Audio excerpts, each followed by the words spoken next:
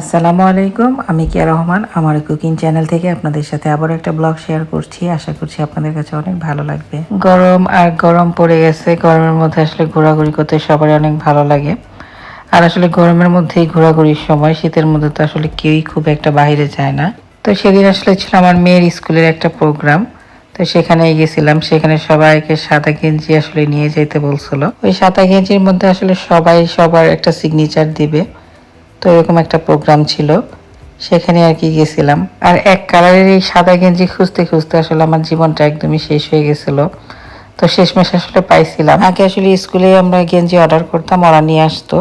তো এখন আসলে স্কুলে আর অর্ডার করার মতো সিস্টেম নাই, নিজেদেরই আসলে কিনে নিয়ে আসতে হয়। কালারের ড্রেসগুলো আসলে খুঁজতে গেলে খুব বেশি প্যারা লাগে।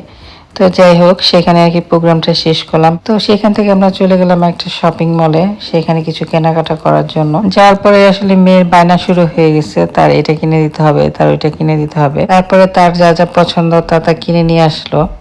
আসলে বাচ্চাগুলো এখন বড় হয়ে গেছে, নিজেরাই আসলে পছন্দ করে অনেক কিছু কেনাকাটা করে। অনেকেই আসলে আছে না, বাচ্চা দুষ্টামি করলে ঘর এলোমেলো করে অনেক বেশি বিরক্ত হয়ে যায়। কখনো কি আসলে আমার মতো ভেবে দেখছেন, যখন আসলে আপনার বাচ্চাগুলো বড় হয়ে যাবে তখন কি আসলে আপনার ঘরটা এলোমেলো করবে? তখন কি আসলে আপনার কাছে হাজারটা বায়না তাদের থাকবে?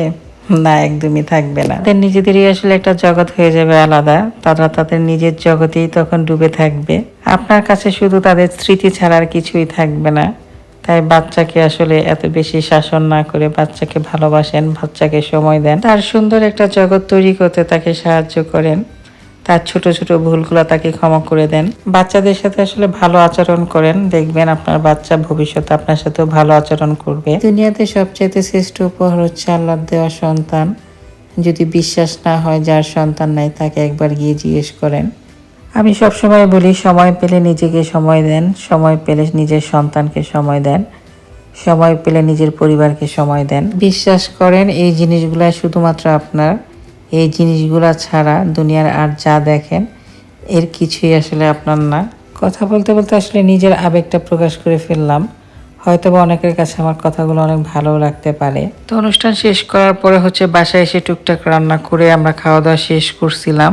তারপরে খুব সুন্দর একটা ঘুম দিছি, অনেক লম্বা ঘুম। তারপরে চলে গেছিলাম বাইরে। তো মোটামুটি আসলে ঘোরাঘুরি করতে করতে অনেকটা দেরি হয়ে যায়। তারপর আপনাদের ভাইয়া বললো যে রাতে আর বাসায় আজকে রান্না করতে হবে না, বাইরে থেকে যেতে আসলে কিছু একটা খেয়ে যাই। তো খাওয়া দাওয়া শেষ করলাম। শেষ করার পরে একটা মাছের দোকানে আসছিলাম, কিছু মাছ কিনে নিলাম, সাথে একটা বালতিও কিনে নিলাম।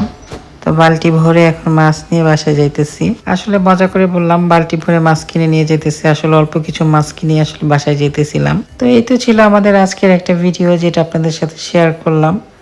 আশা করি আপনাদের কাছে ভালো লাগছে। আজকের মতো এই পর্যন্ত। সবাইকে আসসালামু আলাইকুম।